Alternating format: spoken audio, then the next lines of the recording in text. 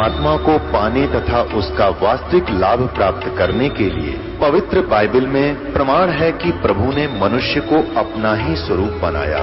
6 दिन में सृष्टि रचकर 7वें दिन विश्राम किया। कुरान शरीफ में प्रमाण है कि हजरत मोहम्मद को खुदा स्वयं कह रहे हैं कि मैंने तुम्हें उस परमात्मा की महिमा बताने के लिए भेजा है। वो परमात्मा कबीर है जिसने 6 दिन में सृष्टि रची तथा 7वें दिन तख्त पर जा विराजा। उसकी खबर किसी बाखबर से पूछकर तो देखो। कृपया अवश्य सुनिए जगत गुरु तत्वदर्शी संत रामपाल जी महाराज के अमृत वचन।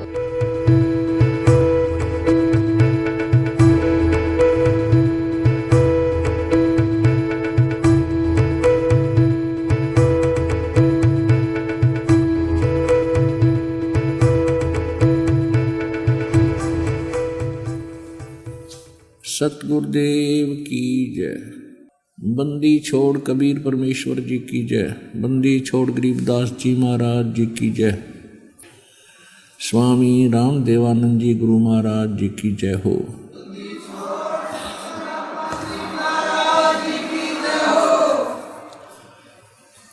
सर्व संगत से प्रार्थना है, सत्संग प्रारंभ हो रहा है। कृपया सत्संग स्थल पर शांति पूर्वक विराजमान होकर के श्रद्धा से सत्संग सुने। परमेश्वर की प्यारी आत्माओं से पुनर्निवेदन है, सत्संग प्रारंभ हो रहा है। कृपया सत्संग स्थल पर शांति पूर्वक विराजमान होकर के श्रद्धा से सत्संग सुने। सतगुरुदेव की जय। बंदी छोड़ कबीर परमेश्वर जी की जय। बंदी छोड़ गरीबदास जी महाराज जी की जय। स्वामी राम देवानंद जी गुरु महाराज जी की जय हो।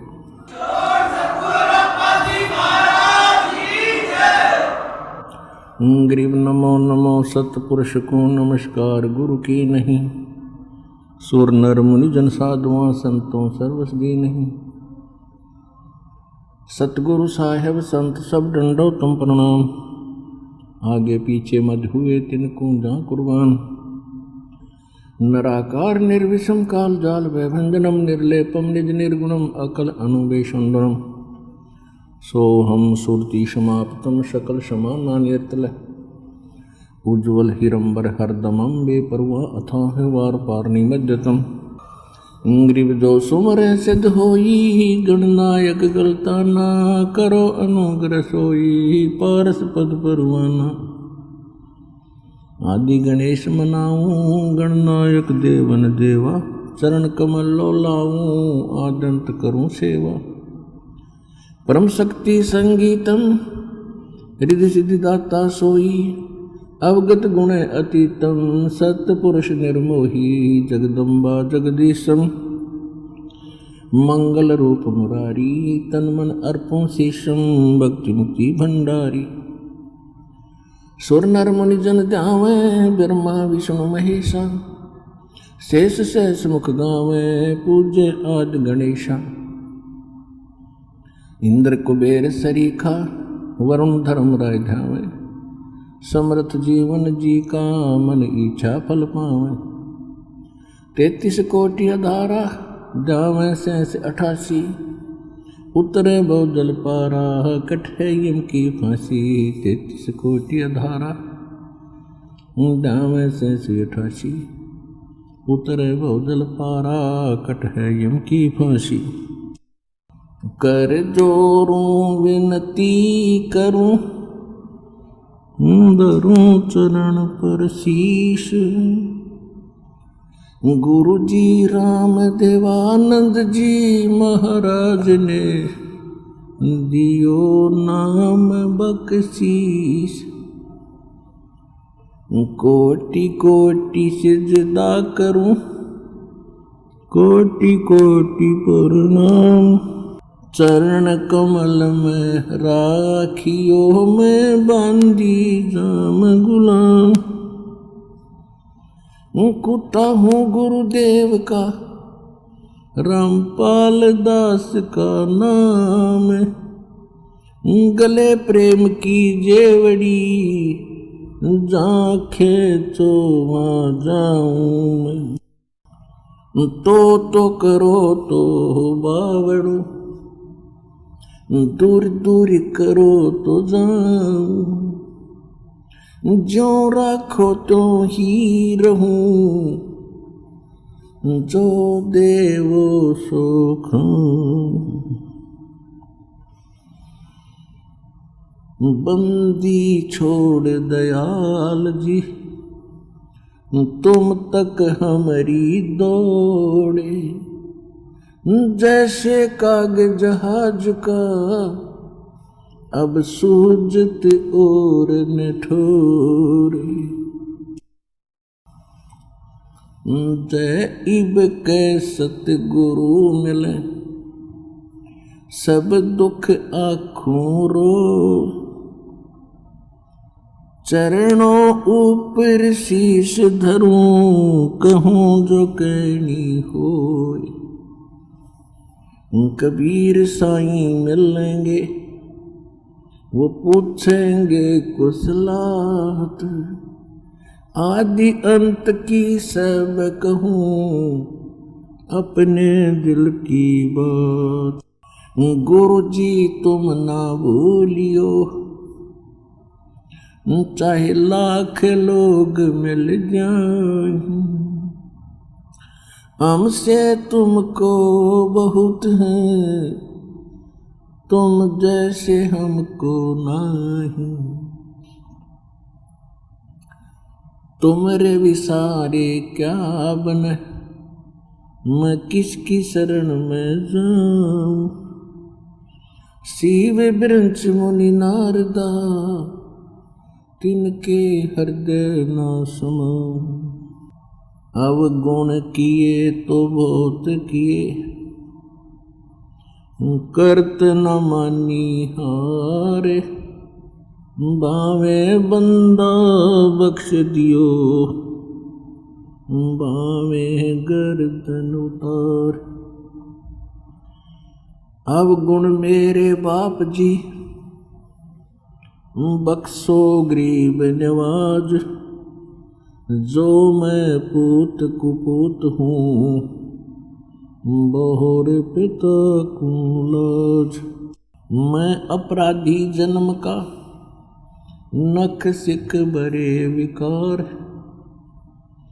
तुम दाता दुख भंजना, मेरी करो संभार।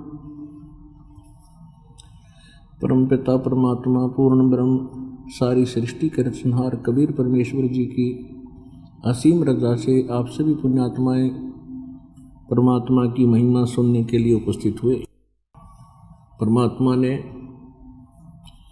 परमेश्वर कबीर जी ने स्वयं आकर के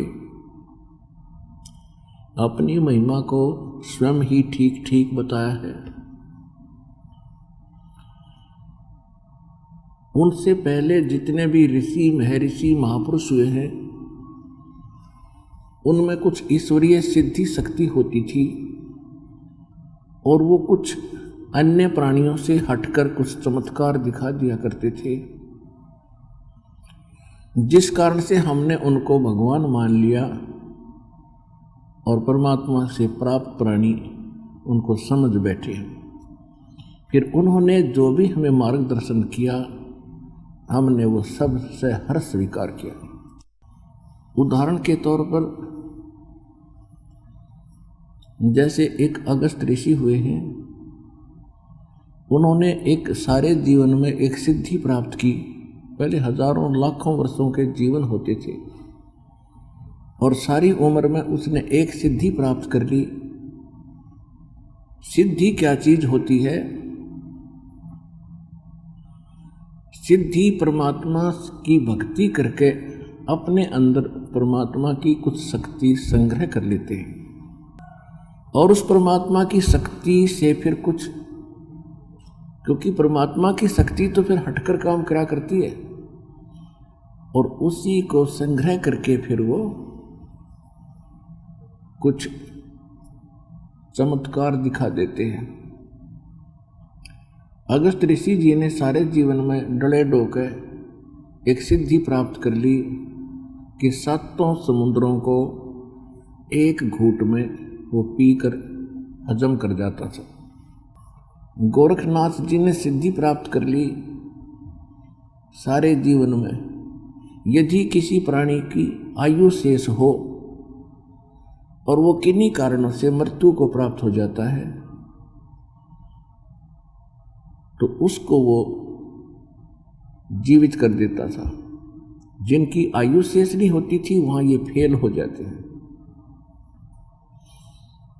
एक सिद्धि प्राप्त कर ली उसने कि जिस भी वस्तु को वो किसी मंत्रित कोई मंत्र बोल कर हाथ लगा दे वो सोने की हो जाती थी। और फिर इन सिद्धियों को प्रयोग करके सारे जीवन में जो भक्ति संग्रहित की थी उसको खत्म कर जाते हैं।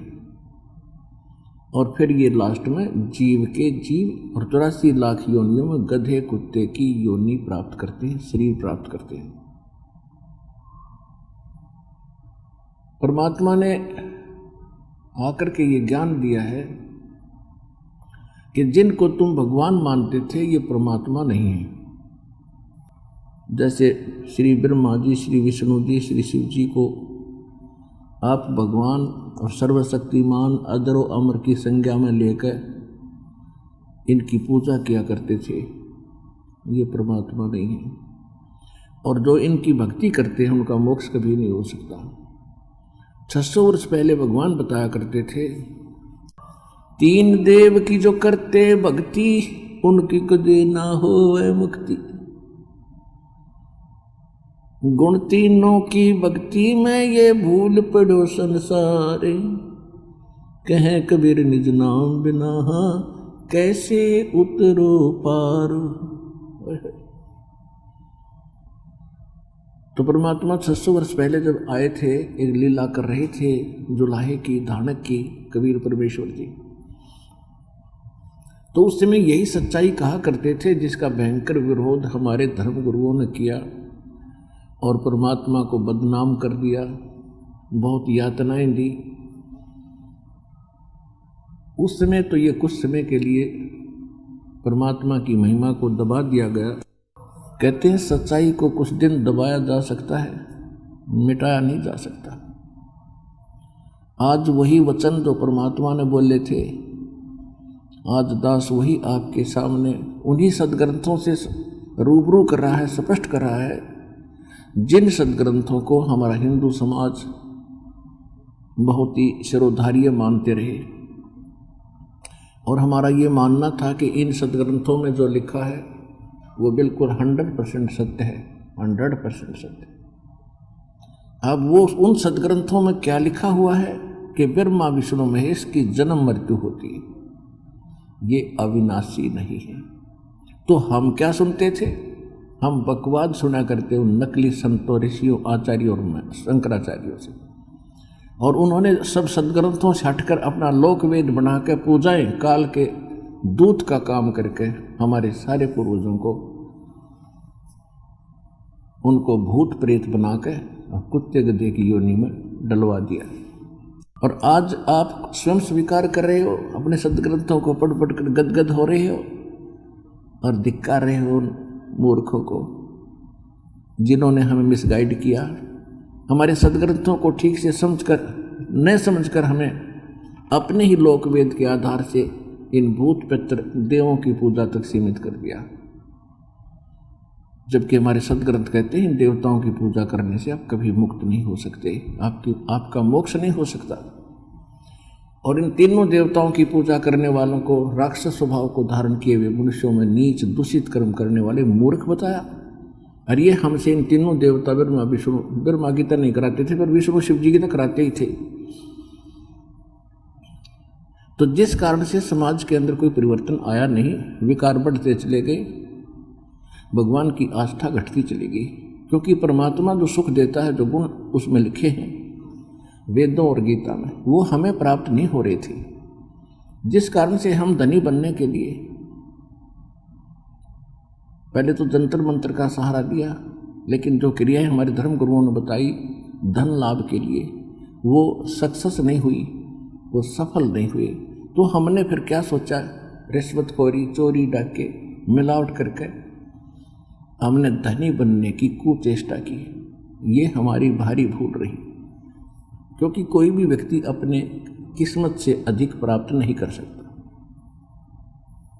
जो उसके भाग्य में लिखा है, मासा घटे न तिल बधे, विद ना लिखे जो लेख।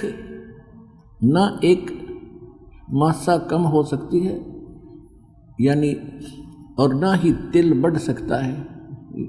भावार्थ है कि जो मस्तिष्क में आपका प्रारब्ध लिखा हुआ है, किस्मत बनी है आपकी, उसमें कोई परिवर्तन नहीं हो सकता, चाहे सिर पटक लियो। यदि आप धनी बनने की कुचेष्टा करते हो मिलावट करके, और या कोई अन्य तरीका अपना के, चोरी करके, रिश्वत ले करके, डाके मार के, कभी सफल नहीं होगे। उसका बल्कि दुष्परिणाम घना भोगना पड़ेगा अपने। पुण्यात्माओं, जब तक हम परमेश्वर कबीर जी की शरण में नहीं आते, तब तक हम अपने किस्मत में लिखे हुए कर्मों का ही भोग रहे होते हैं। इससे हटकर कोई संत, वैसे साधु मिल जाते हैं, अच्छी आत्माएं मिल जाती हैं, वो कोई प्रेरणा कर देते हैं कि मंगलवार का व्रत रख लो, कोई बता देता है कि एकादशी का व्रत रख लो, कोई बता देता है कि गायत्री मंत्र जाप कर लो। हम वो भी करने लग जाते हैं, साथ साथ इनके पैरेलल हम फिर भक्ति भी करते रहते हैं। उससे कोई लाभ ना मिलने से फिर हम इसके साथ साथ ये बुराई भी शुरू कर देते हैं, और जिसके परिणाम स्वरूप हम अपने मूल उद्देश्य को भूल जाते हैं।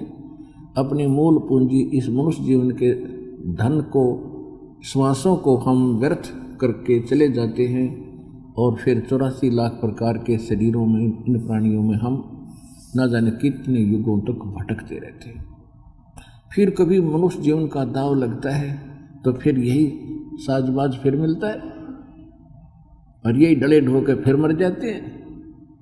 कोई थोड़े बहुत पुण्य हो गए, किसी कारण से स्वर्ग में चले गए, स्वर्ग में अपने कर्मों को भोग कर खत्म करके पुण्य कर्मों को फिर नरक में चले गए।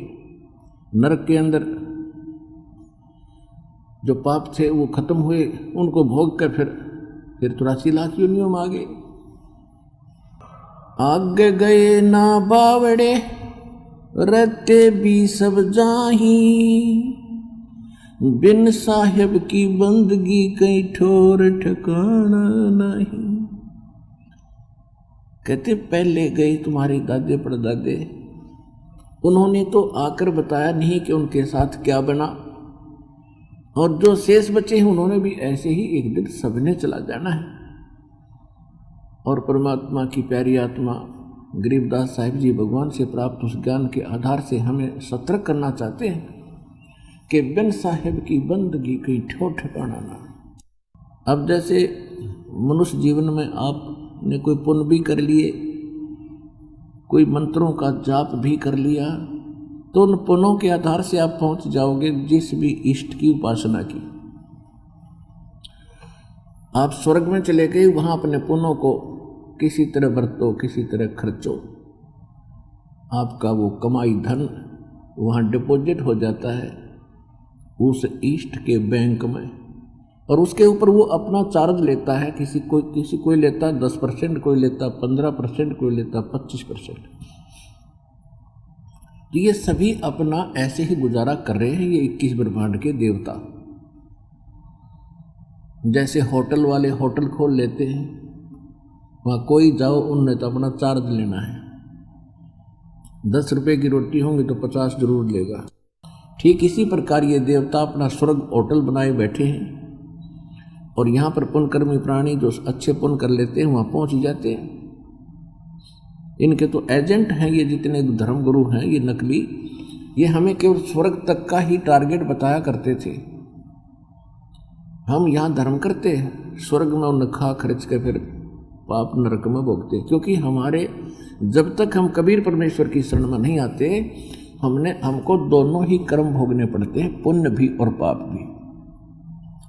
और एक परमात्मा ने रहम किया हमारे ऊपर, इस काल को श्राप दे दिया कि 1 लाख मानव शरीरधारी प्राणी नियत खाया करेगा।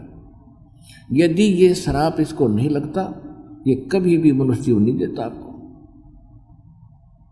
ऐसे एक और बना देता, 84 लाख प्रकार के ये जीव बना रखे, एक और बना के छोड़ देता, खाते रहते धके।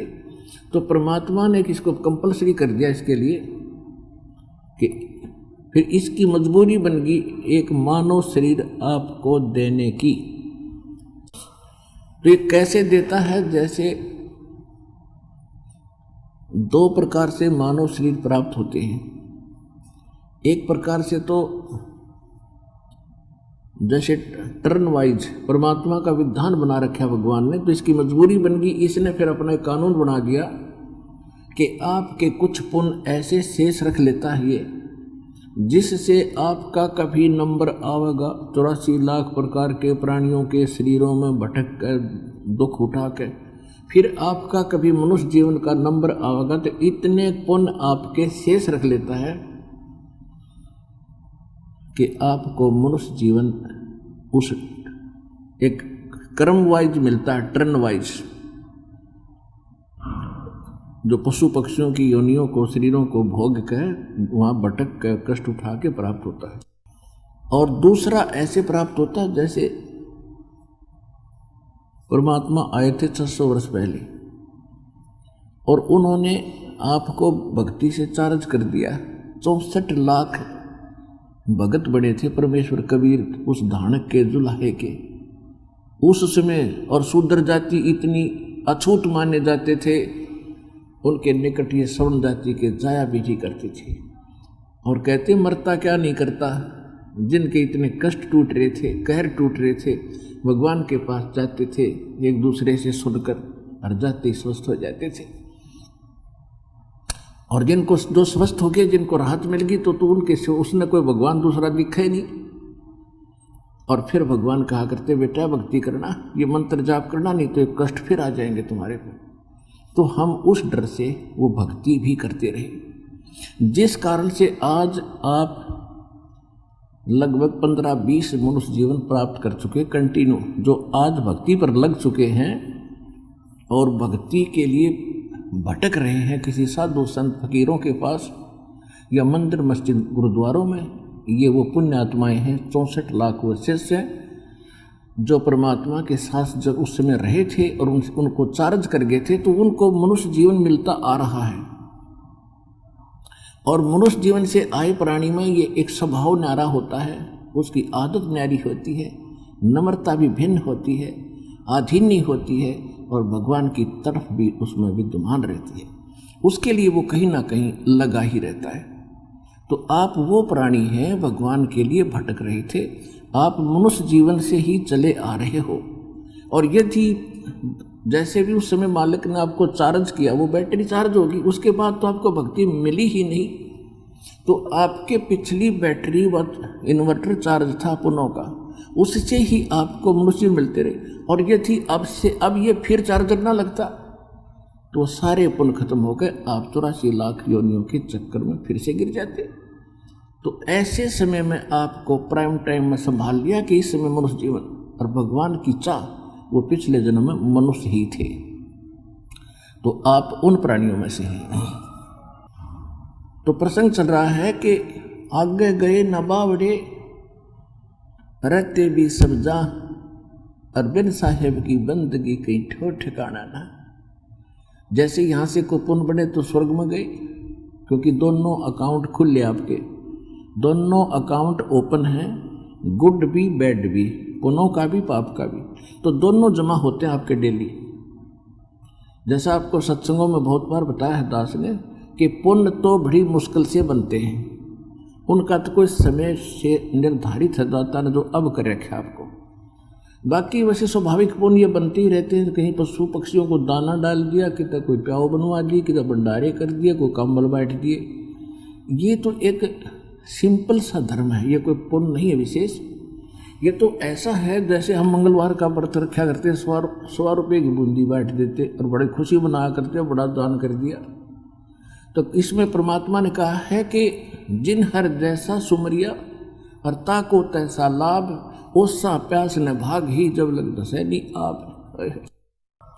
कि जिन्होंने जितना भी भगवान की भक्ति की है उतना ही उनको लाभ मिल गया। और ओस चाटने से प्यास नहीं बुझ सकती। प्यास बुझेगी गिलास के गिलास गट गट पियोगे। जब लग दसैनी आवे, तो हम पहले ओस चाटा करते और तृप्ति हो ही नहीं रही थी, और अब आप गिलास के गिलास पी रहे हो। यहाँ पर कोई पाठ करवा रहा है, कोई जोत बोल रहा है, कोई सेवा कर रहा है, और कैसे वैसे दान कर रहे हो। और फिर ये दान, ओए है, गुरु बिन माला फेरते, गुरु बिन देते दान, गुरु बिन दोनों निष्फल हैं, चाहे पूछो वेद पुराण।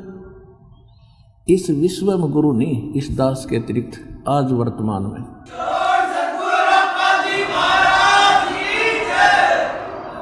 और गीता जी में लिखा कि कुपात्र को दिया हुआ दान कभी सफल नहीं हो सकता। कुपात्र को, जो गुरु नहीं है, उनको गुरु मानकर आप दान करते हो, वो तो भाड़ में गया उनका पैसा, उसका कोई प्रतिफल आपको नहीं मिलेगा। और यहाँ आप 1 रुपया दान करोगे, 1000 का बेनिफिट आपको होगा। तो इस प्रकार कहते हैं कि ओसा प्यास न भाग ही, और जब तक दसैनी आब, यानी ये डट के भक्ति और दान धर्म नहीं करोगे तब तक आपकी तृप्ति नहीं हो सकती। ओस चाटने से प्यास नहीं बुझ सकती। इसी प्रकार जो साधना है, आप छोटे मोटे धर्म करते रहे, उनके आधार से फिर स्वर्ग में चले गए। अब स्वर्ग, यहाँ पुण्य थोड़े होते हैं, पाप गड़े। पाप तो अपने आप हो जाते हैं। करोड़ कहते पृथ्वी ऊपर पग जो धारे, और करोड़ जीव एक दिन में मारे। ये तो आप पर मरण लग रहे। और जब तक परम संत से उपदेश नहीं होगा तो उनमें बचाव नहीं हो सकता, क्योंकि डुप्लीकेट लाइसेंस किसी ने बनवा रखा है, ड्राइविंग लाइसेंस, तो वो भी काम नहीं करे। जैसे आपको बहुत बार बताया है कि आपके दोनों अकाउंट इसलिए खुले हैं क्योंकि आपने उपदेश नहीं ले रखा, आप दीक्षित नहीं है, परम संत से, अधिकारी से आपकी दीक्षा नहीं है। जिस जैसे एक ड्राइविंग लाइसेंस होता है, चालक प्रमाण पत्र ड्राइवर का, और जिसके पास वो मान्यता प्राप्त है, यानी अधिकारी से बना हुआ लाइसेंस है, और वो सड़क पर जा रहा है गाड़ी लेकर, उससे कोई दुर्घटना हो जाती है तो वो 100% बरी होता है, 90%। 10% कुछ कारण देखा जाता है, जांच अधिकारी देखता है, भी कोई ब्रेक फेल हो गया या किसी और कारण से दुर्घटना हुई है, तो 10% चांस होते हैं उसको, वो भी कोई छोटी मोटी दंड दिया जाता है। नहीं तो 100% बरी है वो व्यक्ति जिसका ड्राइविंग लाइसेंस हो, क्योंकि ड्राइविंग लाइसेंस उसको दिया जाता है। पहले ड्राइविंग लाइसेंस देने वाला अधिकारी उसकी जांच करता है, गाड़ी चलवा के देखता है, वो फाइनल करता है, लिख के देता है कि ये बिल्कुल ट्रेंड आदमी है, तो उसको दोष नहीं लगता उस दुर्घटना में हुई मृत्यु का। किसी व्यक्ति की मृत्यु भी हो जाती है तो फिर भी उसको दोष नहीं है, अपराध नहीं बनेगा। और जिसके पास लाइसेंस नहीं है और वो गाड़ी चला रहा है और लाइसेंस है तो डुप्लीकेट है, उससे दुर्घटना होगी, सीधा जेल होगी उसकी। इसी प्रकार जब तक हम परम संत से दीक्षित नहीं होंगे तो हम उस तरह हैं जिसके पास ड्राइविंग लाइसेंस नहीं है। और जिन्होंने नकली संतों से ले रखा है, दीक्षा ले रखी है, तो डुप्लीकेट लाइसेंस है। तो डुप्लीकेट लाइसेंस वाले दोनों को दंड मिलाकर है, बनाने वाले को और उसको लेने वाले को। तो पुण्यात्मा दास एक तो कहता है आज आप बुद्धिमान हो, शिक्षित समाज है, आप खूब आसानी से परख सकते हो कि गुरु सतगुरु कैसा होना चाहिए। परमात्मा का विधान है कि सतगुरु के लक्षण कहूँ, मधुरे बैन विनोद और 4 वेद 6 शास्त्र वो कहे 18 बोध। इन सदग्रंथों का जानकार इस पृथ्वी पर हो आज के दिन, क्योंकि मेरे ज्ञान ने सुनकर चाहे कोई अटपट बना भी लियो इससे पहले आपने खूब पता है, न कख भी नहीं पता भक्ति मार्ग का। और आपके रूबरू सब संतों के इतिहास रख दिए, उनके जैसे मीडिया ने सहयोग दिया, उनके इंटरव्यू ले लिए, फिर उनकी बनाई बुक अनुभव की आपके सामने कर दी और सदग्रंथों को से तोल कर माप कर दिखा दिया। कोई भी खरा नहीं उतरा, सारे डुप्लीकेट। तो अंडरस्टूड हो जाएगा आपको who is Guru, Rampal is Guru in this world.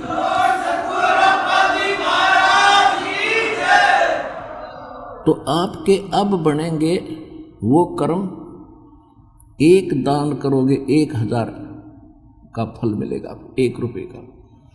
और फिर जब आपको यहाँ बुलाया जाता है, उसके लिए बताया परमात्मा की वाणी है, संत मिलन को चालियो भाई तज माया अभिमान, जो जो कदम आगे रखे ओहे यज्ञ समान। ओहे, एक यज्ञ किया करते थे ये राजा लोग, उसमें 100 मन 100 मन घी, देसी घी लगाया जाता था।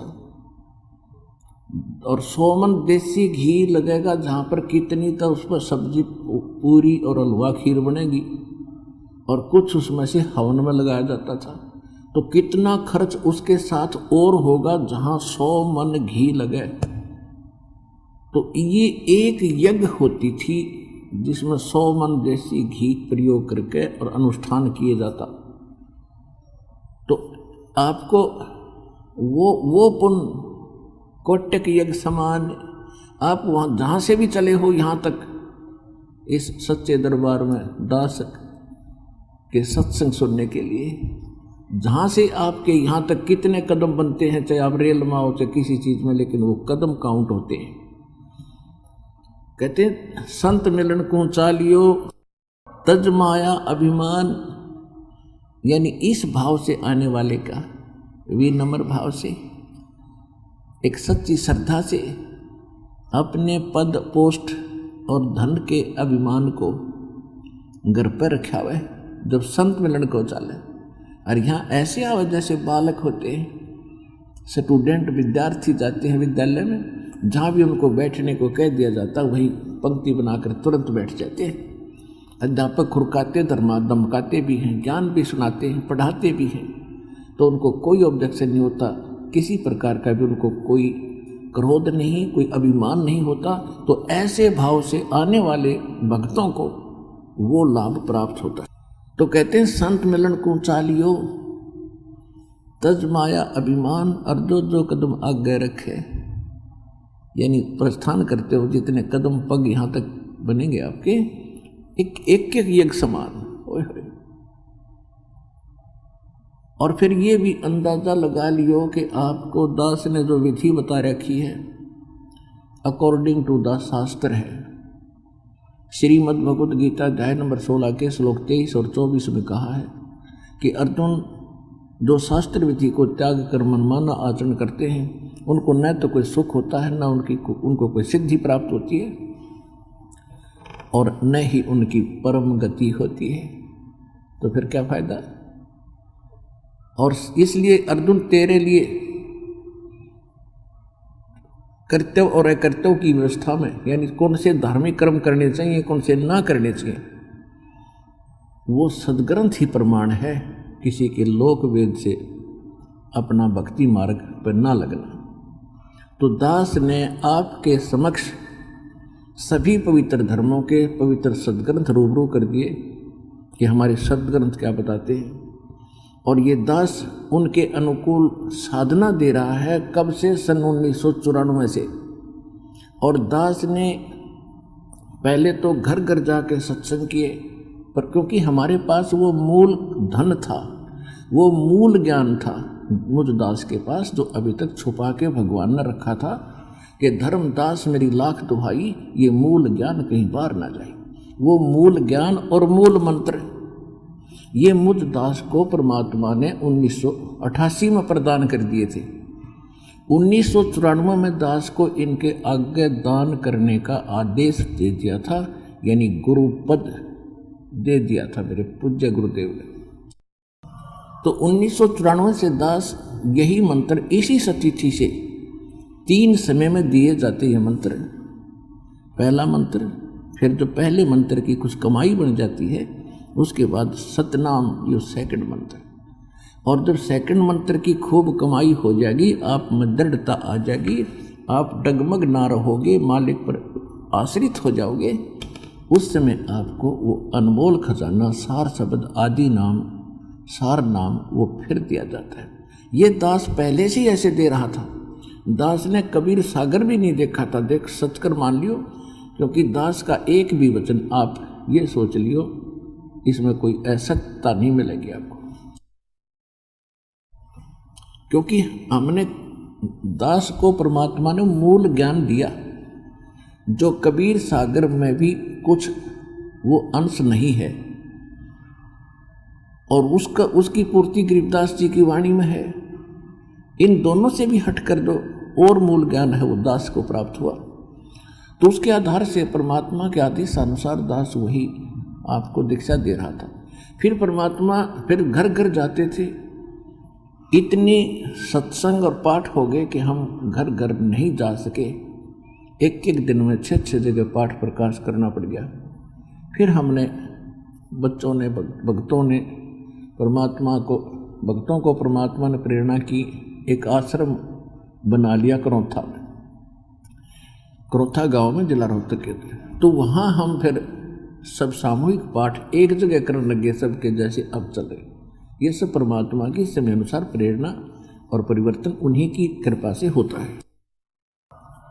तो दास के मन में एक प्रेरणा आई कि हे परमात्मा, आपका ज्ञान सत्य, आपका नाम सत्य, आपकी भक्ति सत्य, लेकिन आपके सत्य को आपके अन्य बच्चों तक पहुंचाने के लिए जितने प्रमाण हमारे पास अब उपलब्ध हैं ये पर्याप्त नहीं है। क्योंकि पहले तो कबीर जी को परमात्मा मानना तैयार नहीं।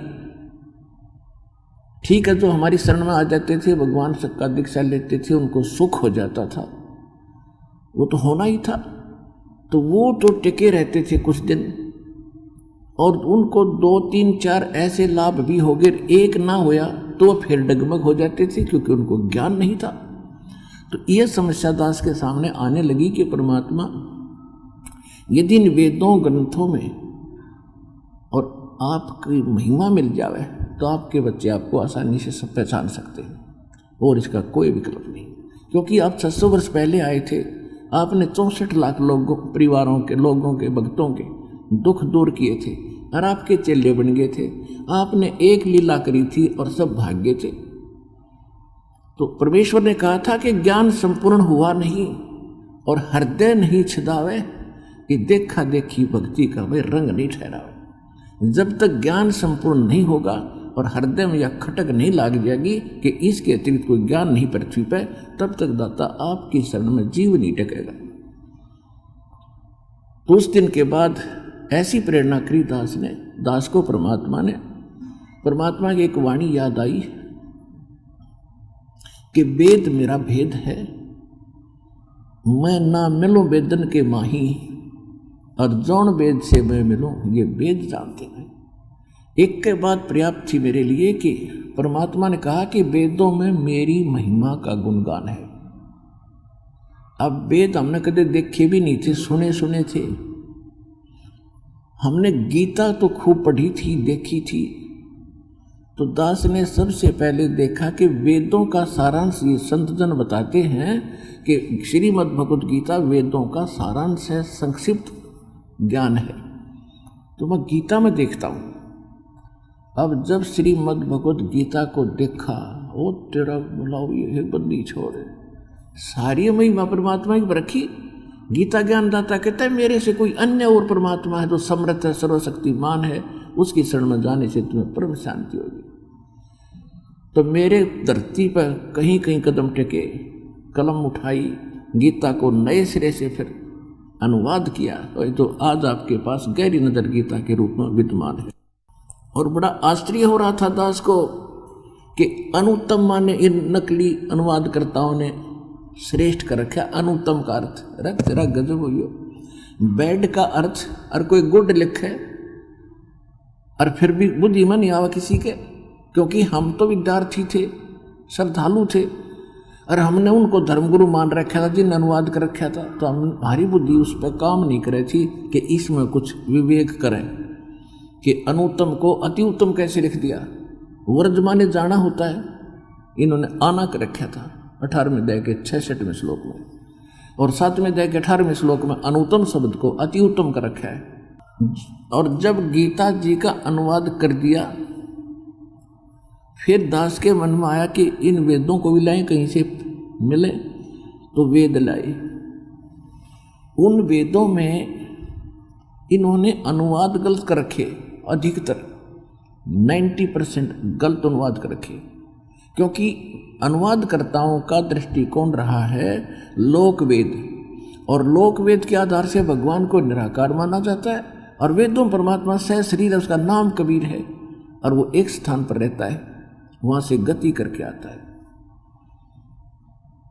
तो उसके बाद दास की खुशी का ठिकाना नहीं रहा, और फिर ये पुस्तकें बनाई, सीडी बनाई और भगत समाज में प्रवेश की।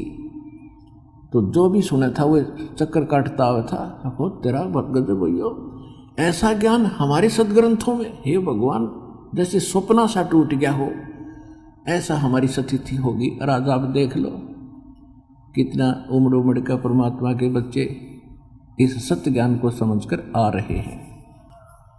तो प्रसंग चल रहा है कि जब तक हम परमात्मा की शरण में नहीं आते हैं, तो हम अपना केवल निर्धारित यानी अपना कर्म ही भोग रहे होते हैं, जो हमारी किस्मत में लिखा हुआ होता है। और किस्मत बनती है आपके संग्रहित संचित कर्मों से कुछ पुण्य और पाप निकाल कर एवरेज से, जिसके पाप गणे हैं उसमें तो पुण्य घड़े पापों की रेशो ज़्यादा आपके जीवन में, पुण्य है उन पुण्यों की रेशो कुछ आपके जीवन में, दोनों मिलाकर प्रारब्ध यानी किस्मत यानी एक जीवन बना दिया। तो जब तक आप परमात्मा की शरण में नहीं आते हो तो यही कर्म भोगते हो। अच्छा, अब पर प्रसंग चल रहा है कि गुरु बिन माला फेरते, गुरु बिन देते दान, अब गुरु बिन दोनों निष्फल हैं, थे पूछो वेद पुराण। पहले परमात्मा स्वयं आए थे, हमें खूब सुख दिया, आशीर्वाद से हमें तृप्त किया, क्योंकि उसको मालूम था कि ये टेक तो नहीं सकते, पर इन्हें इतना तृप्त कर दूं, इनको 10-20 मनुष्य जीवन तो मिल जाएंगे, कुत्ते गधे की सूर की योनियों में ना जाएंगे। और फिर संभाल लिए। अब जैसे ऐसे समय में आपका जन्म, ऐसी तरफ कोई कहीं जा रहा था, कोई नीलकंठ पर, कोई केदारनाथ पर मर गए बेचारे परमात्मा पाने के लिए, और कोई अमरनाथ की यात्रा पर जाते हैं, वहाँ भी मारे जाते हैं, और नहीं भी मरते हैं तो डले ठोकर वापस आ जाते हैं, क्योंकि ज्ञान के बिना। तो कहने का भाव ये है कि परमात्मा ने आपको उस समय इतना चार्ज कर दिया, तो आपको मनुष्य जीवन मिलते हुए आ रहे थे, फिर संभाल लिया एन समय पर। तो प्रसंग चल रहा था कि आप एक विचार कीजिएगा, आपसे कितने पुण्य और विधिवत कराए जा रहे हैं, अकॉर्डिंग टू द सदग्रंथ करा रहे हैं, और उसके बाद भी आपका उभारा धीरे धीरे बिल्कुल बहुत स्लोली हो रहा है, आपका उत्थान हो रहा है। ये तो दास को मालूम आप में कितनी परमात्मा की कृपा हो रही है आपके घरों में, लेकिन आप कितने भूखे हैं, आत्मा कितनी प्यासी है, कितनी निर्धन होगी है भक्ति धन से, कि आप यहाँ आ रहे हो मुड़ मुड़ के, और श्रद्धा के बिना तो यहाँ आया नहीं जाए इतनी दूर से, कोई 1000 किलोमीटर से, कोई 1500 किलोमीटर से, कोई 100 से, कोई 500 से। और क्योंकि एक तो ज्ञान ऐसा गजब का आत्मा ने अपने आप खींच लेता है, कोई विकल्प नहीं छोड़ता कि धरती पर कितो और भगवान है या कोई और ज्ञान है। तो एक तो यूँ कारण बन गया, आपको डगमगे हो ही नहीं सकते, और हम डगमग नहीं होंगे इस सुपथ पर चलते रहे तो अपने घर भी पहुंच जाएंगे। हमें भ्रमित करने वाले रास्ते में मिलते रहे, वो हमें डगमग कर देते, नहीं ऐसे नहीं इधर जाओ, वो उस दिशा को छुड़वा देते थे जो सही दिशा थी, और हम दूसरी दिशा पकड़ के यही धक्के खाते रहे। तो कहने का भाव ये है कि आपको यहाँ जब बुलाते हैं, आपको कितना पुण्य मिला। यहाँ पर शास्त्र अनुसार साधना कराई जाती है। और जब तक हम इस परमात्मा कबीर जी की भक्ति नहीं करेंगे, साहिब की भक्ति नहीं करेंगे, तो कहीं हमारा ठौर ठिकाना नहीं। कैसे? जैसे आप पुण्यों के आधार से स्वर्ग गए और स्वर्ग के पुण्य आपके खत्म हुए तो वहाँ से धक्का दे दिया जाता, जैसे यहाँ मृत्यु होती है आपकी कोई नहीं पूछता कब मरोगे, आपका समय पूरा हुआ और तुरंत वहीं से ऑफ कर दी जाएगी बटन। जैसे ये मोबाइल वाले करते हैं, जिसने पैसे ना भर रखे, पैसे खत्म हो गए, वहीं से ऑफ कर देंगे, आपकी कोई ना पूछे, फिर वो खाली खोखा पड़ा रहेगा फिर मोबाइल। तो इसी प्रकार भगवान वहाँ से आपका रेंज चलती है। जब आपके वो समय समाप्त हो जाएगा, आपके पैसे खत्म हो जाएंगे, तो वहीं से ऑफ कर देंगे, फिर से मिट्टी न ठाएँ फिर यो कितना है। तो कहने का भाव ये है कि पुण्य स्वर्ग में खाए, वहाँ से धक्का मारा चलो नरक में, नरक के समय पूरा किया, फिर चलो पृथ्वी पर गधा बनो, गधे का समय पूरा हुआ फिर कुत्ता बनो, कुत्ते का समय पूरा हुआ चलो सुअर बनो, और फिर ऐसे सब कुछ भोग भाग कर फिर आ गया फिर मनुष्य बनो। क्योंकि एक परमात्मा ने दया कर रखी है कि एक मनुष्य जीवन तो मिले ही मिलेगा, और उसमें फिर हम यही डले फिर ढूंढेंगे क्योंकि ज्ञान नहीं हमारे पास।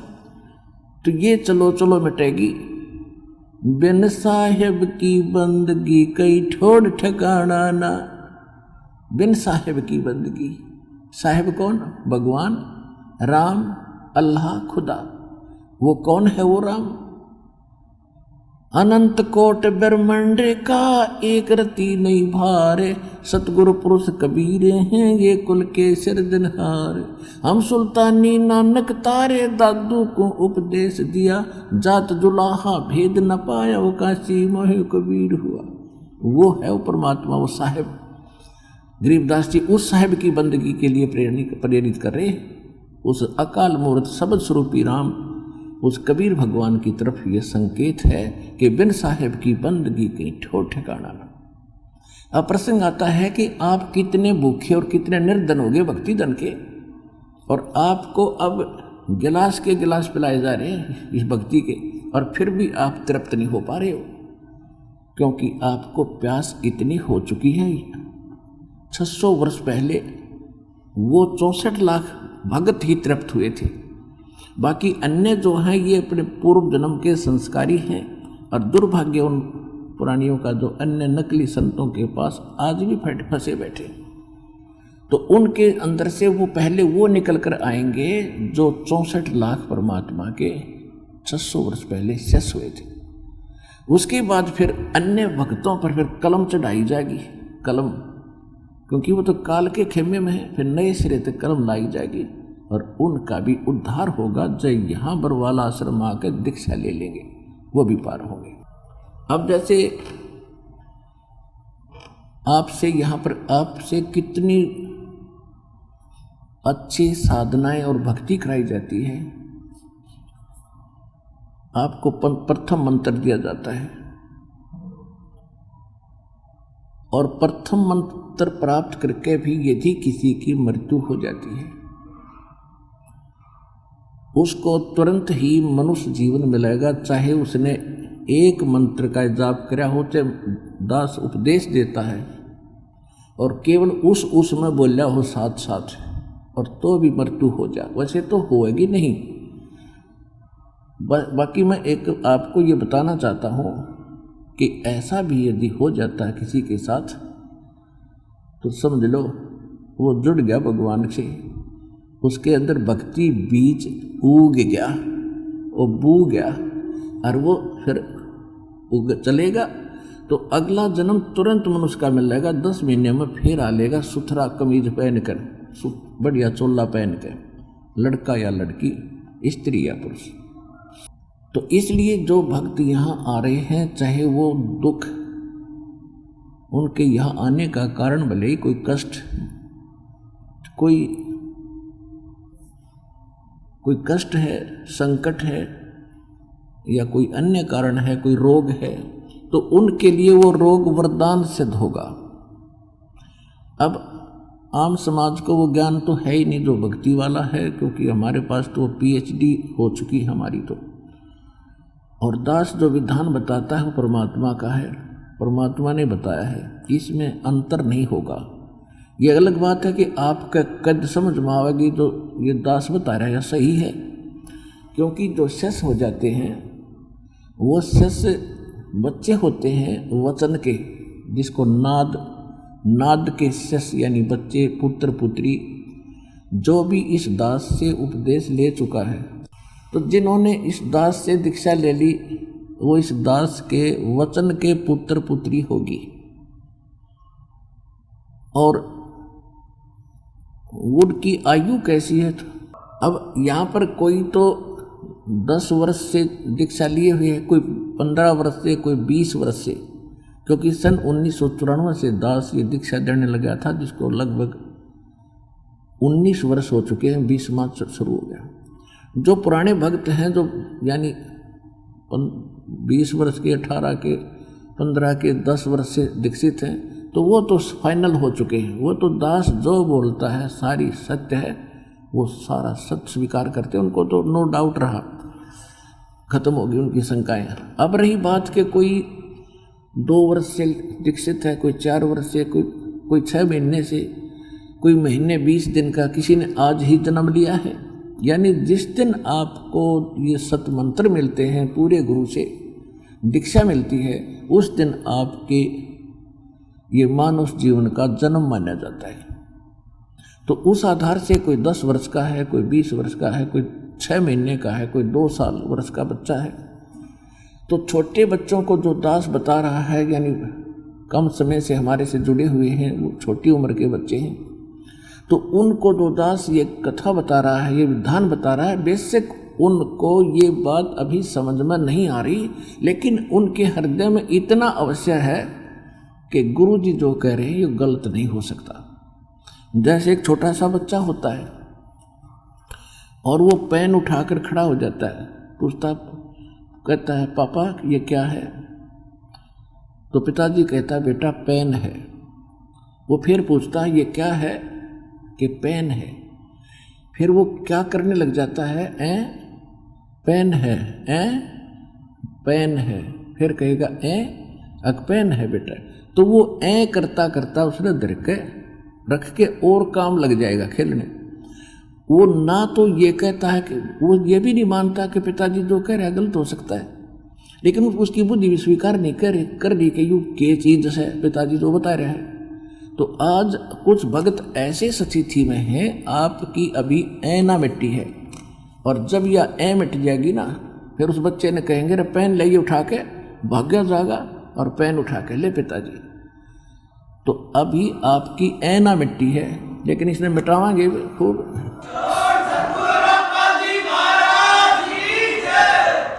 तो देखो पुण्यात्माओं, ये सतलोक आश्रम वाला हमारा मूल काम है आपको मोक्ष दिलाना, गारंटीड मोक्ष, मुक्ति। और वो स्थान जो गीता ज्ञानदाता भी कहता है कि मैं नहीं जानता उस भक्ति विधि को, किसी तत्वदर्शी संत से पूछो। वो तत्वदर्शी संत परमात्मा का दास ही बैठा है।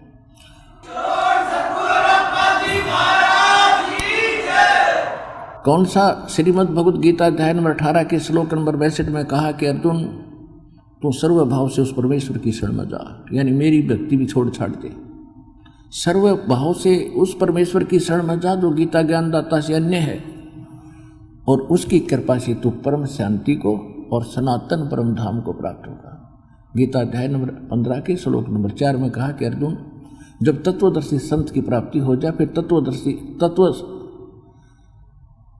उस तत्व ज्ञान रूपी शस्त्र के द्वारा संज्ञान न काट के उसके पश्चात परमेश्वर के उस परम पद की खोज करनी चाहिए, जहां जाने के बाद साधक फिर लौटकर कभी संसार में नहीं आते। और जिस परमेश्वर ने सब ब्रह्मांडों की रचना की है, और केवल उसी की भक्ति कर और उसी की शरण में रहे। तो वो कौन है? वो आपको बता दिया, अंत कोट ब्रह्मांड का एक रत्ती निभार सतगुरु पुरुष कबीर है, सब के सृजनहार। और कौन वो कबीर? हम सुल्तानी नानक तारे दादू को उपदेश दिया, अर्जात दुल्हा भेद निभाओ, काशी माए कबीर वो धानक, वो दुल्हा, वो है वो सारी सृष्टि रचनार। अब वो स्थान मिलेगा आपको इस सतलोक आश्रम बरवाला में। तो हमारा जो मूल उद्देश्य है, या कोई आओ चाहे मत आओ, हमारा उद्देश्य है आपको काल के जाल से छुटवा के फॉर एवर सुखी करना, सदा के लिए सुखी करना। और आप आते हो यहाँ केवल कोई रोग है, ये भगवान रोग दूर हो जाए, किसी को कोई अन्य टेंशन है, कोई अधूरा काम रह रहा है, किसी की बेटी का विवाह नहीं हो रहा है, किसी का काम नहीं चल रहा है, आप तो केवल ये मांगने आते हो। और ये तो हम आपको रूंगे में देंगे, रूंगे में, यानी फ्री ऑफ कॉस्ट।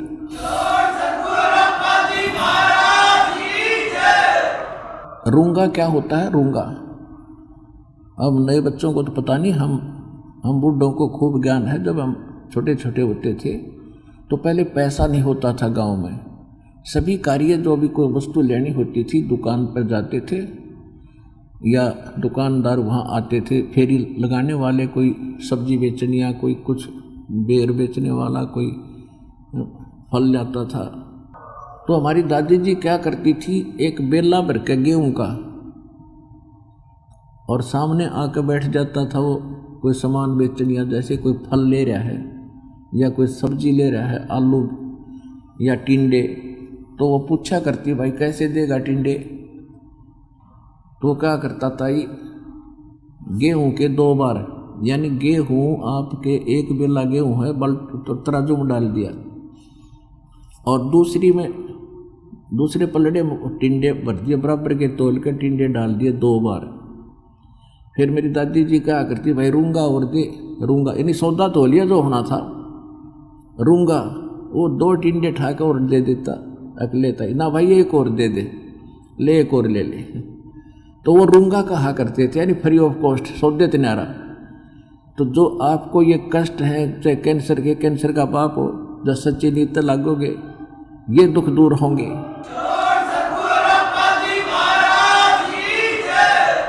जब आपको सिद्ध कर दिया कबीर इज गॉड, और गॉड के नहीं कर सकता, भगवान सब कुछ कर सकता है, लेकिन आप उससे फल प्राप्त करने के लिए लाभ प्राप्ति के योग्य बनना पड़ेगा।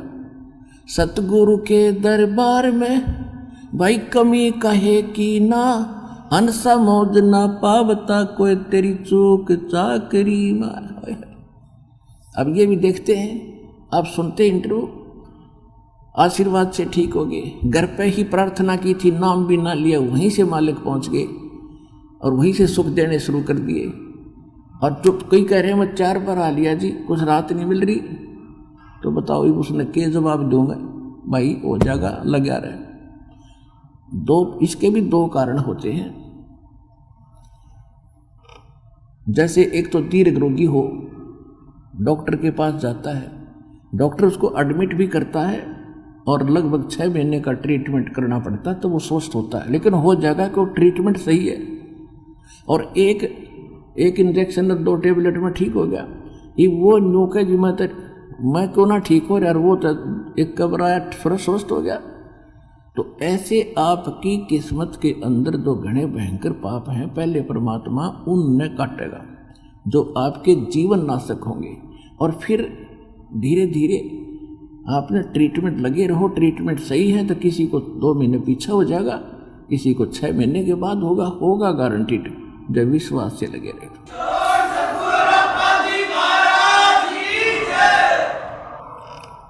तो परमात्मा ने ये इसलिए किया है कि हमारा जो मूल उद्देश्य है आपकी मुक्ति कराना। और जैसे आप जिस परिवार में जन्मे हो, उनका उद्देश्य है जब तक आप कुछ लाभ देने योग्य हैं और आपकी मृत्यु हो जाती है, सारा परिवार होता है। और जिस समय आप हो जाते हो भयंकर रोगी और उठा कर भी घरवालन बैठाने पड़ते हो, नहाने धोने भी पड़ते हो, तो वो स्वयं प्रार्थना करने लग जाते हैं, वे परमात्मा इसकी माटी संगवा ली, ये परमात्मा बेसिक ठा ले, क्यों काम का ना रहा वो। तो कहने का भाव ये है कि इसको भी मद्देनजर रखना इस मार्ग पर चलने के लिए।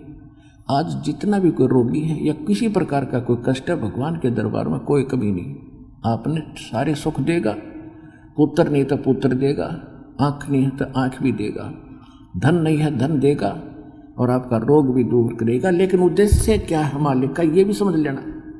अगर आप उस पर खरे नहीं उतरोगे, मोक्ष कराने का उद्देश्य आपका नहीं होगा, तो फिर आपको वो थोड़ा बहुत जैसा करोगे वो मिल जरूर जाएगा, लेकिन ऑल इन वेन रहेगा, व्यर्थ हो जाएगा।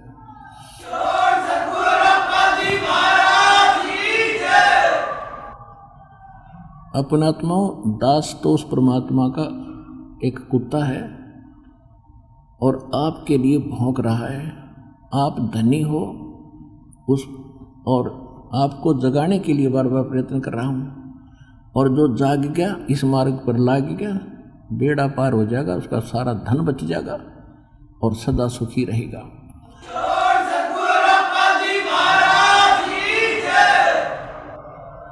अब जो प्रसंग चल रहा है कि जैसे यहाँ दुखी आते हैं, बिल्कुल दुखी आते हैं, उनको देखा भी नहीं जाता, इतना कैर टूट रहा है। वो क्यों टूट गया?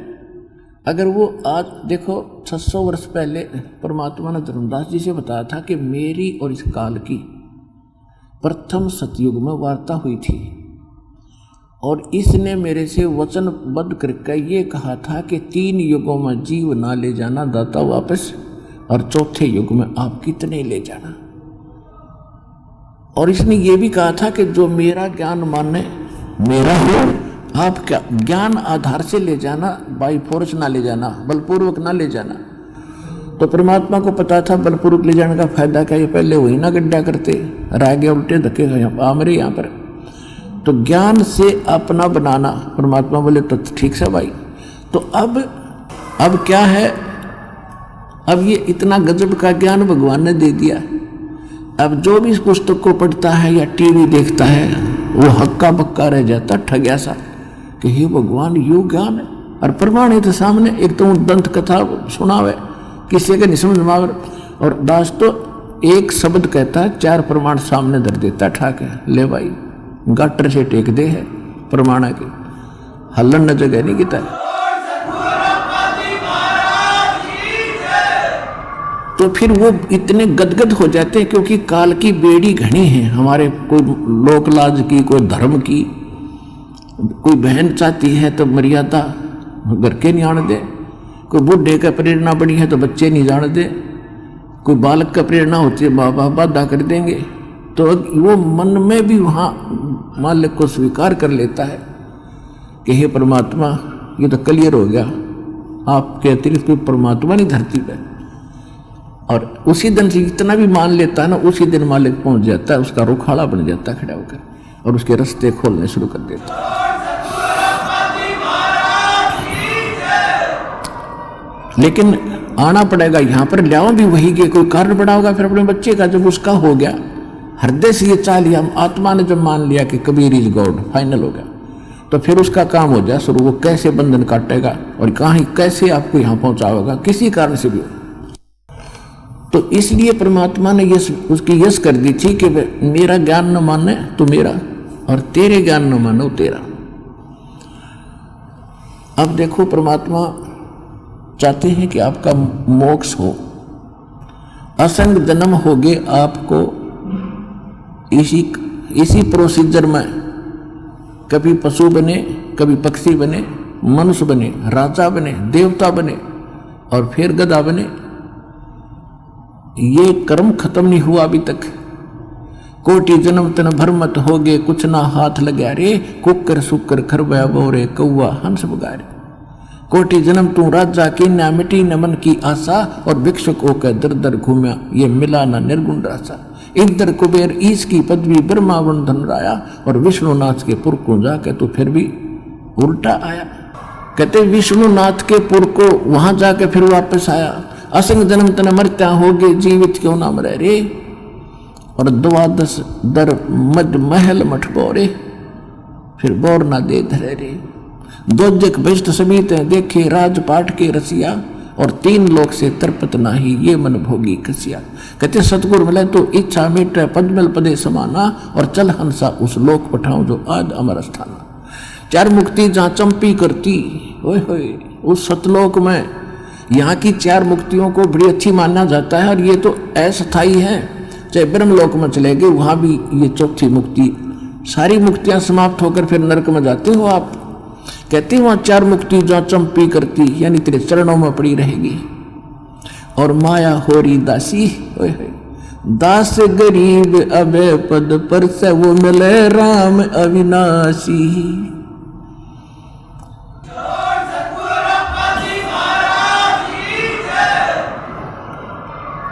तो यहां आने वाले भक्त को, ठीक है, कोई दुख में आता हो तो प्रथम बार आया, उसको पता ही नहीं बेचारे को, तो रोग कटाने आया है। लेकिन यहां आएगा सच्चे दिल से, सच्चे हृदय से, चाहे कितना भयंकर रोग है, तुरंत आराम उसी दिन शुरू हो जाएगा, घंटे भीतर उसको नाम दीक्षा लेते। और यहाँ कुछ अधिकतर ऐसे आते हैं कि चलते हैं, देख आते हैं वहाँ क्या हो रहा है। सभी बता रहे हैं कि वहाँ ऐसा लाभ होता है, और एक बार देख आते हैं, चलो देखण आगे, ज्ञान सुन लिया, समझ में आ गया, नाम ले लिया, ठीक है। और वहाँ जाकर फिर कोई काल का दूत आवेगा कि इसका झाड़ा लगवा दो, वहाँ फलाने चल उसके पास ले चलो, झाड़ा लगा दो। ये वहाँ ले जाएंगे, झाड़ा लगा देंगे, हमारा कनेक्शन खत्म। वो झाड़ा तो कुछ होना नहीं था। यहाँ पर ऐसे सैकड़ों भक्त इन 3 दिन के अंदर दास को भक्तों ने मिला कि ये इसका कैंसर थी यहाँ मुंह में, और ठीक हो गया था। और ले जाके इसने किसी ने बका दिया, झाड़ा लगवाया, उस दिन से फिर शुरू हो गया। ये मगा पड़ पाड़ में मर के कोई बात हुई है। जब यहाँ से राहत मिली और फिर बिना टिका गया, तो ये यूं मार खाते हैं आप। इसलिए परमात्मा अपना हाथ उठा लेता है और खा ले धक्के, और फिर दोबारा देर से सेटिंग होती है। जब मालिक में विश्वास हो गया, तो दास कहता है नाम तब लो जब आपका पक्का दृढ़ विश्वास हो जाए, कबीर इज गॉड, और पृथ्वी पर कोई और जगह दिखाई ना दे। फिर देखना ये दास का यहाँ उद्देश्य क्या, 3-3 घंटे गला पढ़ाऊं, यही कि आपको पहले ज्ञान से परिपक्व करूं। ज्ञान संपूर्ण हुआ नहीं और हृदय नहीं छदाया, इस देखा देखी भक्ति का यो रंग नहीं ठहरा।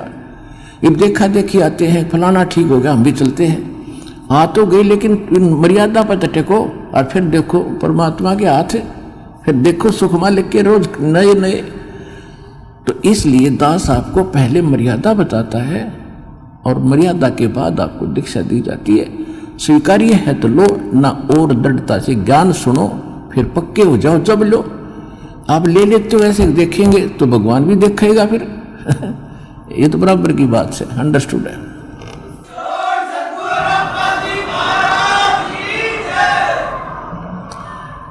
अब जैसे आपसे दास अर्ज कर रहा है कि जिन्होंने आकर नाम ले लिया, यदि पक्के होकर लग गए, चाहे कोई 1000 न्यू कह दे चलो वहां मत्था टेक ले, बस छोड़ दे, तो बोला मत, मैं मरूं चाहे जीऊं, अब मालिक के शरण मरूंगा, तो यहां तक मरण में भी लाभ होगा, वहां मरण में भी लाभ कोई नहीं।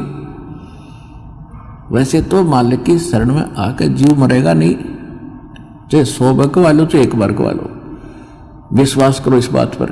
मरे हानि उसको होगी जो मर्यादा नहीं। यहां आए प्राणी को हानि उसको होगी जो परमात्मा की मर्यादा को भंग कर देगा। परमेश्वर का वचन है, जब लग हंसा हमारी आना, काल लगे ना तेरा बाना। कहते हैं काल, जब तक ये हंस मेरी आत्मा मेरी मर्यादा में रहेगी, मेरी आन कान में रहेगी, तब तक तेरा कोई अटैक नहीं हो सकता। और जब हम मर्यादा ही को छोड़कर बाहर चले जाएंगे तो फिर भाई काल है सारा। जैसे वर्षा हो रही है, बाहर ओले गिर रहे हैं और आप यहाँ शेड में बैठे हो, कोई नो प्रॉब्लम, और शेड तो बाहर निकल जाए बालक तो सिर फोड़ देगा। वो ओले कूद पड़न लग रहे, ओले कट्टा लगेंगे जाते ही, तो ये कालते नरे ओले गिरे हैं, जहां भी आप जाओगे ओले पड़ दे पाओगे आपने। केवल एक बचाव का स्थान है तो कबीर परमात्मा की शरण है, इसने छोड़ते हैं फिर ओले ओले हैं कितना जालियो।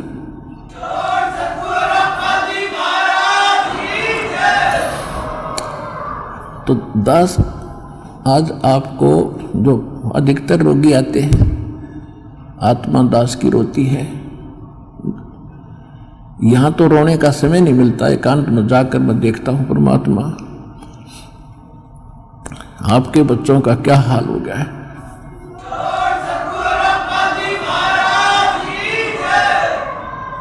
एक एक टूक को तरस रहे हैं, एक एक रोटी के लिए सारा दिन भटकते फिरते, और ऊपर से एक कहर अलग से टूटे हैं इनके ऊपर।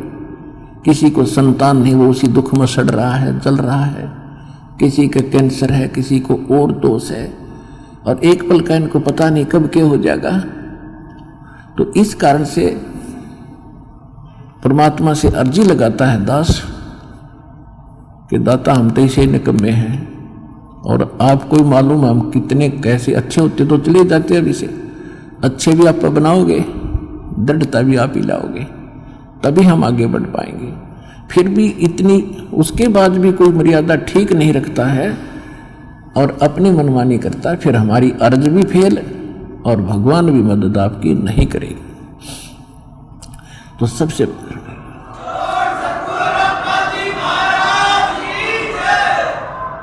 तो कहने का भाव ये है कि जैसे एक भक्त के मतलब अच्छी कितनी इस ज्ञान से कितना फर्क पड़ा। एक भक्त का लड़का कति अपाहिज था और परमात्मा का नाम लिया उसने, वो आता रहा, कुछ राहत मिली उसको। राहत मिली तो वो तब तक 1 2 4 10 12 साल भर वो आया, उसको ज्ञान समझ में आ गया और उस बच्चे को सतनाम तक प्राप्त हो गया और फिर उसकी मृत्यु होगी। अब उस पिता को कति दुख नहीं था। उसने ये शब्द कहा कि जी आपका बच्चा शरीर छोड़ गया, सतलोक चला गया, वहां भी कोई बात ना, यह तो आत्मा परमात्मा की है और उसने देखना है कि उस अपनी आत्मा को वो कैसे छुड़वाओगा परमात्मा इस काल के जाल से। तो उन्हें बोला जी कति दुख नहीं बने, घनी खुशी हुई एक मेरा बेटा सतनाम लेकर मर गया। और आप तो कहते हो कि प्रथम नाम से मनुष्य जीवन मिलेगा और उसके तब भक्ति का बीज दृढ़ हो गया। तो देखो कितना हल्का हो गया, पहले वो कहर हो रहा था वो बच्चा, उसके लिए एक ज्ञान से हल्कापन और फिर समाधान हो गया। और वो ये गारंटीड बात है 10 महीने में यही सतलोक आश्रम में दिखा दूंगा, उस बालक को दूर नहीं जाएगा। तो हमारा यहाँ जो मूल सौदा है, जो मूल हम सौदा करते हैं, वो तो इस आत्मा का कल्याण का है और बाकी जो आपको सुख देंगे हम यहाँ परमात्मा देगा। दास तो देखो परमात्मा ने हमारे इस दास को खूब सतर्क कर रखा है कि अपने ऊपर कभी ना लेना, खुद भगवान ने नहीं ली। परमात्मा की एक वाणी है, सुख देता है दिए जात है, ये दाता दिन रैन और लोग भरम मोह पे करें ताते नीचे नैन। देने वाला परमात्मा कबीर जी है और दास को केवल एक बीच में आपका मीडिया बनाए बैठा है। और आपको आप कहते हैं गुरु रामपाल ने ये सो कर दिया, तो उसमें दास के नैन नीचे हो जाते हैं। परमात्मा कहते हैं कि देने वाला दे रहा है और लोग भरम मुझ पे कर रहे हैं ताते नीचे नैन। कहने का भाव ये है, देखो करेगा तो इस दास के माध्यम से। इस दास को ये समझ लो एक सिरिंज है इंजेक्शन लाने वाली, और यह ओके सिरिंज बढ़िया नीडल है, इसमें दवाई है भगवान और लगेगी रामपाल के आशीर्वाद के माध्यम से। यह दवाई भगवान वाली जाएगी ऐसे।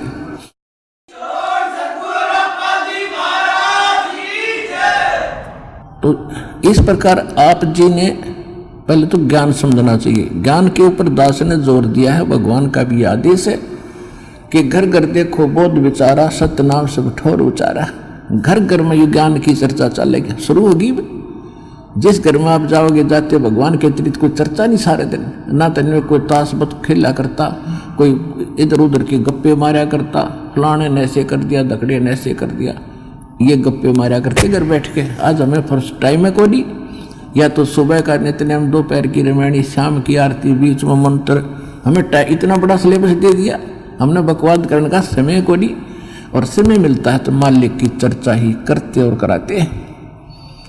कितना अच्छा समय मिल गया। तो कहने का भाव ये है कि पहले इस ज्ञान को समझो, और ज्ञान समझ के फिर भक्ति शुरू करो। चाहे कितना भयंकर रोग है, भगवान परमात्मा ने प्रसन्न कर दो। वो कैसे प्रसन्न होगा? जिस दिन वो प्रसन्न हो गया, वो तो सोने कैसी काया बना दे जीव की 1 सेकंड में।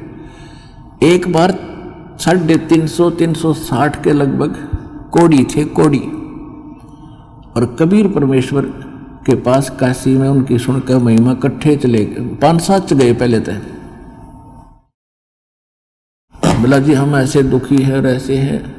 परमात्मा बोले भाई तुम उस सारे कोडियान बुला लो, जानो किसी ने, सारे ने जाना है कि उनको सबको बुला लो, पर एक बात है, तुमने भक्ति करनी पड़ेगी आजीवन, और भक्ति छोड़ दोगे ना फिर तुम्हें फिर हानि हो सकती है।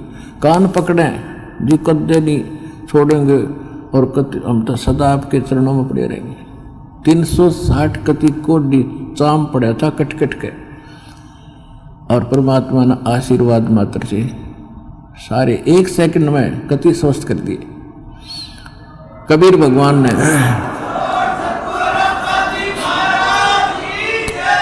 अब वो हो गए स्वस्थ कति। अब जाते उन्हें तक 10-5 दिन तो महीने 2 महीने तो ठीक सी भक्ति करी, फिर हुए बकवाद भागी। कोई कितना किसी कपड़े पहरे अंडर, कोई ब्याह करवा लिया, और कि तो कोई फंड कर रहा है, वो भक्ति छोड़ गई। अब परमात्मा ने दास को एक इंस्ट्रक्शन दे रखी है कि परमात्मा करता ऐसे भी सकता है, लेकिन वो करके देख लिया ये बकवादी को ना कब आते। अब उनको सुख भी दे दिया, फिर काल के पाले में जा खड़े हुए, क्या फायदा हुआ? वेस्ट, मालिक की शक्ति खराब गई।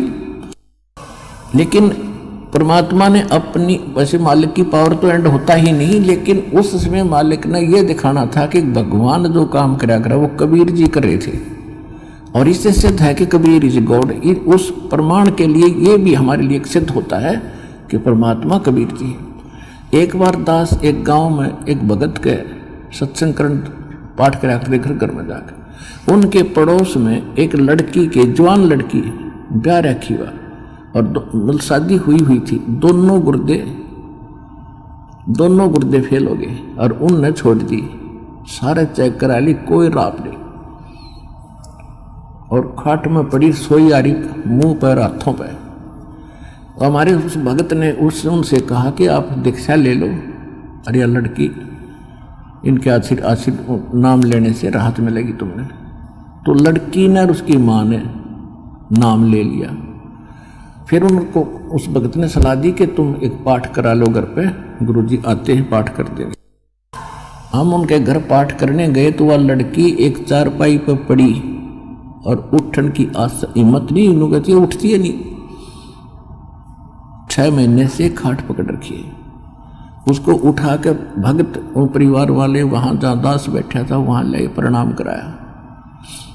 मैंने उनसे कहा कि इसको सेवा करवाओ, बर्तन साफ कराओ। भगत गए हुए थे 20-30 जैसे सत्संग जाते थे हम पाठ करा, तो खाना खुना बनाते थे वहाँ, इनका बर्तन साफ कराओ।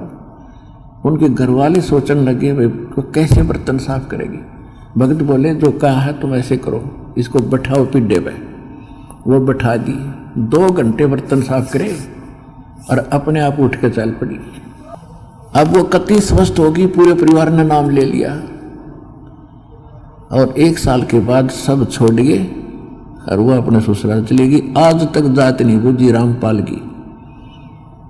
ऐसे कृत गनी भी हम। तो अब परमात्मा ने हमें भी दिखाया है कि इतना जल्दी ना करे, करना तो है, लेकिन ये टिक जाएंगे जब सारा ठीक कर देंगे। तो इसलिए परमात्मा ने उनको आशीर्वाद से कोड भी ठीक कर दिया, फिर काल की बकवादों में। तो इसे हम पसंद नहीं करते। हम चाहते हैं कि आपके अंदर भक्ति बनी रहे और धीरे धीरे आपका यो रोग ठीक हो, तब तक आप ज्ञान समझ जाओ, और जिसके मन में दोष है वो चला जाएगा। फिर कितने पृथ्वी ठिकाना नहीं, वापस में फिर भटक कर फिर आखिर में यही आना पड़ेगा।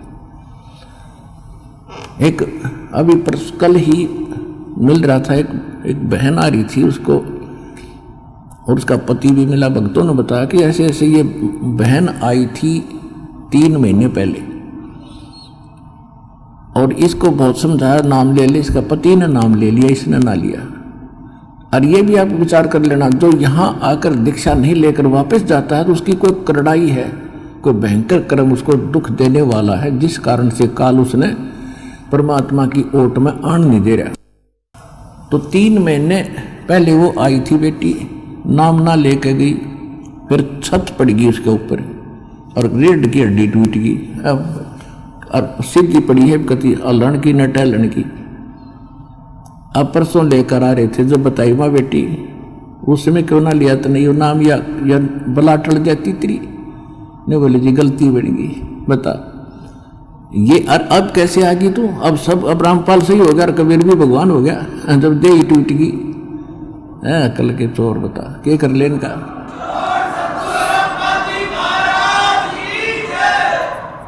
दुख में सुमरण सब करे, सुख में करे ना कोई। जय सुख में सुमरण करे तो दुख काहे को होवे। संत शरण में आने से आई टले बला, जय मस्तक में सूली हो वो कट्टे में टल जा। इस समर्थ परमात्मा की शरण में आने से यदि मौत भी हो यानी सूली टूटना हो तो कट्टा लगकर ही बच जाता है। अब जो प्रसंग चल रहा है पुण्यात्माओं के दास, जैसे यहां सुनता है कई भक्त आते हैं, ये ऐसे तो घने मिलते समय जो बोला जी कति घना ठीक हो गया, थोड़ी सी कसर रह रही है। मगर या कसर तो रखनी है सारे, मगर या ना रही ना तो फिर भाग जाओगे वो काल के उसमें पाले में खड़े हो जाओगे जा करके। ऐसा नहीं, परमात्मा इतना दुख नहीं देने देगा आपको कि आपकी जान चली जा। तो इसलिए परमात्मा भी कहते हैं, हमें संकेत करते हैं कि सुख के माथे छला पड़ो, जो नाम हृदय से जावे, और बलिहारी उस दुख के जो पल पल नाम रटावे। परमात्मा हमें संकेत करते हैं कि हे भगवान, ऐसा सुख ना देना जिससे आपकी भूल पड़ जावे, और इतना दुख दिए रखना दाता तेरी याद बनी रहे। तो पुण्यात्माओं, हम सुखी होते ही भगवान बोलते हैं, और दुख जब हमारे ऊपर आते तो कर्मों के हैं, और फिर हमें भगवान याद आता है। तो हमारे, अब देखो आपके पापों में आग लगा रखी, भगवान ने आग लगा रखी। जो संचित कर्म है उनके भी, और जो प्रारब्ध वाले इनमें भी। जब कर्म जले हैं, जब भी घास जलता है तब भी धुआं धावा आग उग थोड़ी बहुत दिखे जानो दुख दे रही है, लेकिन कति रोग कटन लाग रहा है आपका, तो थोड़ा बहुत कष्ट भी हो उसने सहन कर लेना। अब जैसे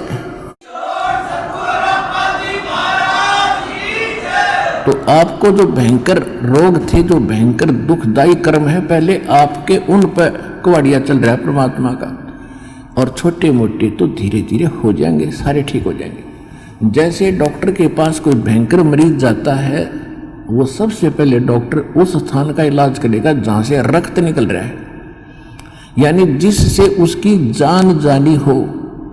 एक्सीडेंट हो गया, हड्डी टूट गई और कहीं रक्त स्राव हो रहा है, तो सबसे पहले डॉक्टर ये देखेगा कि इसका इस स्थान पर ऑपरेशन करें जिससे इसका खून रक्त बंद हो।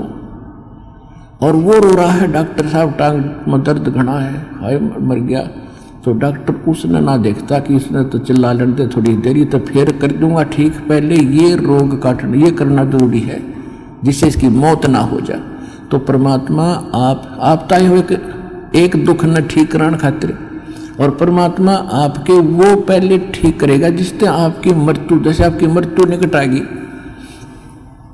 समय आपका रहा नहीं, एक्सटेंड आपकी है नहीं आज्ञायु, तो सबसे पहले उस कर्म को बढ़ाएगा आपको जिससे आपकी एक्सटेंशन हो। उसके बाद फिर सुख तक दे जाएगा जब तक आप रहोगे शरण में। तो इसलिए आप विश्वास के साथ इस मार्ग पर लगे रहो, और जैसे दास कहे वैसे चलो, किसी की और बातों में आकर भगवान से दूर ना होना। आप सदा सुखी हो जाओगे, आपको सर्व सुख मिलेगा और मोक्ष मिलेगा। ये सुख तो रुंगे में मिलेंगे, फ्री ऑफ कॉस्ट मिलेंगे, और मूल सौदा आपका मोक्ष होगा। वो गारंटीड होगा।